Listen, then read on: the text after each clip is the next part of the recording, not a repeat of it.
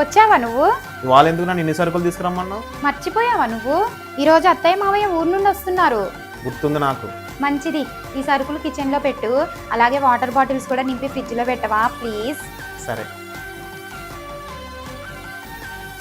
ఏంటి? నా పని అంతా అయిపోయిందిగా, ఇక పడుకోనా నేను? పడుకో, కానీ ఇక్కడ కాదు, హాల్లో వెళ్ళి పడుకో. ఎందుకు? ఇది నా బెడ్రూమేగా. నీ బెడ్రూమే, కానీ అత్తయ్య మావయ్య ఇక్కడ ఉన్నంత వరకు ఈ బెడ్రూమ్ నుండి నువ్వు దూరంగా ఉండాలి. అర్థమైందా? నువ్వు ఇంకా ఇక్కడే ఉన్నావా? తొందరగా స్టేషన్కి వెళ్ళు, ట్రైన్ వచ్చే టైం అయింది. ముందు నాకు అన్నం పెట్టు, వాళ్ళు రావడానికి ఇంకా చాలా టైం ఉంది. సరే. అవును, వంట ఏం చేసావు? చపాతీ ఆలు కుర్మా. అబ్బా, నాకు నచ్చంది వండేవా? అయితే మావయ్యకి ఎంత ఇష్టమో తెలుసుగా. నేను పెళ్లి చేసుకుంటే ఎలాంటి అమ్మాయి వస్తుంది ఏమని చాలా భయపడ్డా, కానీ నా తల్లిదండ్రుల్ని నువ్వు నాకంటే ఎక్కువ బాధ్యతగా చూసుకున్నావు. నేను చాలా లక్కీ.